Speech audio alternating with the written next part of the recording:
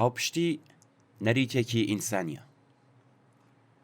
ڕۆژی هەینی 20 دەسامبر بەرابەر بە 30 سەرماوەست بە پێی ساڵنامەی ڕێکخراوی نەتەوەی گرتووەکان ڕۆژی جیهانی هاوپشتی ئینسانی بوو. ئەم ڕۆژە بە گوێرەی پێناسەی ئەو ڕێکخراوەیە بە مەبەستی پشتیوانیکردن لە بنەماکانی مافی مرۆڤ و هەوڵدان بۆ پێکێنانی یەکێتی لەناو فرەچەشنی و جیاوازیەکاندا دیاری کراوە.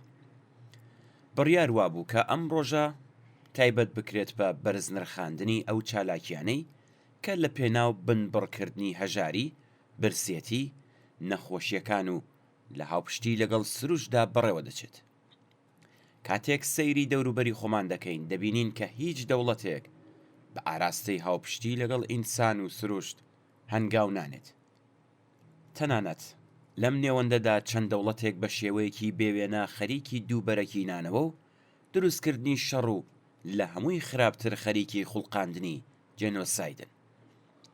دەوڵەتی ئیسرائیل لە 7 ئۆکتۆبری 2023ەوە دەستدرێژی بۆ سەر غەزەی دەست پێ کردو لە ڕێگەی بردومان و سەپاندنی برسێتی و لەناوبردنی هەموو پەیداویستیە سەرەتاییەکانی ژیان، لەوانە تەندروستی و دەوا و دەرمان دەستیدایە جۆرێک لە جینۆساید کە هاوشێوەکەی تەنیا لەگەڵ دەوڵەتی نازی بەڕێوەبەرایەتی هیتلێر بەراوردەکرێت. ئەم جێنۆسایدا بە پشتیوانی ڕاستەوخۆی دەسەڵاتداران و دەوڵەتی ئەمریکا و دەوڵەتە ڕۆژاواییەکانی وەک ئاڵمان و بریتانیا و فەڕەنسا بەڕێوە چووە و هەرێستاش بەڕێوە دەچێت.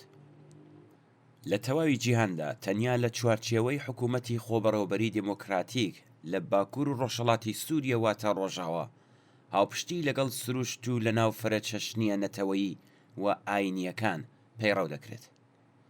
لە دوای دەستپێکردنی سەرهەڵدان و ناڕزایەتیەکانی ساڵی 2011 سووریا لە باکوور و باکووری ڕۆژهەڵاتی ئەو وڵاتە سێ هەرێم پێک هاتن بەناوەکانی جەزیرە، فورات و ئافرین. ئەم سێ ناوچەیە دواتر لە باری ئیداری و بەڕێوەبەرایەتیدا بە کانتۆن ناسراون و بوون بە 6 کانتۆنی حەسەکە، قامیشلۆ، گرێسپی، ئەفرین، کۆبانی و شەهبە. زۆریەک لە دانیشتوانی ئەو ناوچانە کورد نین و تەنانەت لە ناوچە کوردنشینەکانیشدا زۆرینە نین، بەڵام سیستمی ئیدارەی شۆڕایی لەو ناوچانە لەسەر مێتۆدێک دامەزراوە کە سەرەتا لە ناوچەکانی ڕۆژاوای کوردستانی سووریا دامەزرا. ساڵی 2012 دوای کشانەوەی هێزەکانی حکوومەتی ناوەندی لە پارێزگا کوردنشینەکانی باکووری سووریا، ئەو ناوچانە کەوتنە ژێر دەسەڵاتی هێزە کوردیەکان و ناوچە ئازادکراوەکان بە کانتۆن ناسران. یەکێک لەو کانتۆنە بەناوبانگانەی کۆنفێدراسیۆنی دموکراتیکی باکووری سووریا کۆبانیە کە هێزە نظامیە جەماوەریەکانی داعشیان کە بە شێوەیەکی هەمەلایەنە لەلایەن تورکیا و پشتیوانی دەکرا بە سەختی تێکشکان. ئەو شارە بەم هۆیەوە ناوبانگێکی جیهانی بەدەستێنا. لەو سەردەمەدا سیستمی سیاسی کوردستانی سووریا بە خۆبەڕێوەبەری دموکراتیکی ڕۆژاوا دەناسرا. بنەمای پەیوەندیە کۆمەڵایەتی و یاساییەکان لە ڕۆژاوا گرێبەستێکی کۆمەڵایەتیە و ئیدارەی کۆمەلگا لە ڕۆژاوا لەسەر بنەمای خۆبەڕێوەبەری دموکراتیک دامەزراوە کە لە بچووکترین کۆڕ و کۆمەڵە خۆجێیەکانەوە دەست پێ دەکات. بەڵام ئەوەی کە ئەمڕۆ پێی دەوترێت فێدراسیۆنی دموکراتیکی باکوور و ڕۆژهەڵاتی سووریا لەسەر بنەمای ڕێکەوتنێکە کە بە یەکگرتنی سێ کانتۆنی جەزیرە و کۆبانی و ئافرین پێکات.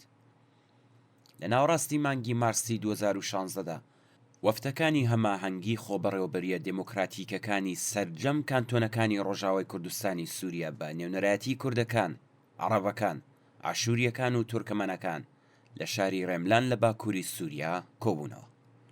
ئاکامیۆ کۆبوونەوەی بریتی بوو لە پێکهێنانی مەجلسێکی دامەزرێنەری 31 کەسی و ڕاگەیاندنی بەروارێک بۆ بەڕێوەچوونی یەکەم هەڵبژاردن.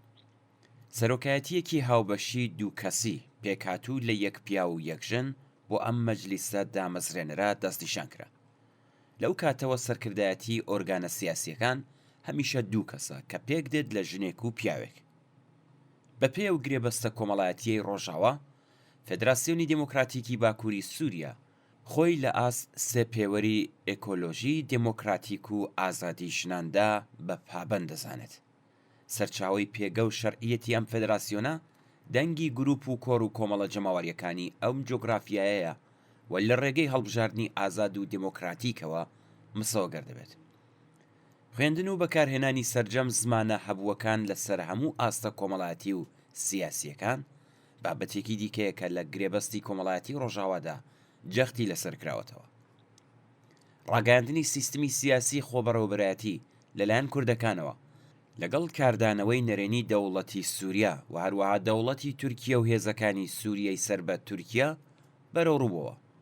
بەم حاڵەشەوە کوردەکانی سووریا بە تێپەڕبوونی زەمان خۆیان لە دوو پێک هاتەی سەرەکی واتە یەکینەکانی پاراستنی گەل یەپەگا و یەکینەکانی پاراستنی ژنان یەپەژەدا ڕێکخست. مانگی ئاگۆستی 2014 هێزەکانی یەپەگا لە شەڕێکی خوێناویدا کۆریدۆرێکیان لە جەرگەی ناوچەکانی ژێردەسەڵاتی داعش لە سووریا تا شاخی گەمارۆدراوی شەنگاڵ بەمەبەستی ڕزگارکردنی ئیزەدیەکان لە کۆمەڵکوژیەکانی داعش کردەوە. بەڵام دواتر یەکینەکانی پاراستنی گەل یەپەگا و یەکینەکانی پاراستنی ژنان یەپەژە بوون بە بڕبڕەی پشتی هێزێکی گەورەتر کە بە هێزەکانی سووریای دموکراتیک SDF ناسرن. ئێستا ڕۆژاوای کوردستانی سووریا ئەم هێمای هاوپشتیە لە مەترسیدایە و لە هەموو لایەکەوە لەژێر گەماڕووی قورسی ئەرتەشی تورکیە و هێزە بەکرێگیراوەکانیدایە. مەزلوم کۆبانی فەرماندەی هێزەکانی سووریای دموکراتیک ڕۆژی پێنجشەممە 19 دەسەمبری 2024 ڕایگەیاند کە سەرەڕای هەوڵەکان بۆ گفتوگۆ و وەستاندنی شەڕ دەوڵەتی تورکیا لەسەر هێرشەکان پێداگری دەکات و بەردەوام خەریکی ڕەوانەکردن و جێگیرکردنی تانک و زرێ پۆشە لەسەر سنووری ڕۆژاوا و هەروەهاوتی شەڕی کۆبانی دەبێتە شەڕی سەرکەوتنێکی گەورە.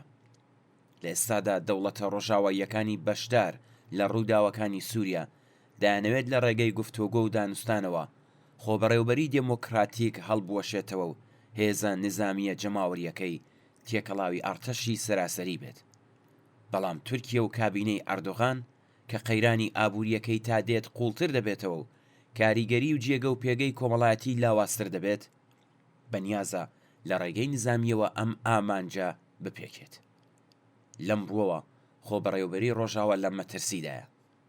لە ئاوا هەلومەرجێکدا تاکە لایەنگر و پشتیوانی ڕاستەقینەی بزوتنەوەی ڕۆژاوە بریتیە لە خەڵکی خەباتکاری ناوچەکە و ئازادی خوازانی جیهان.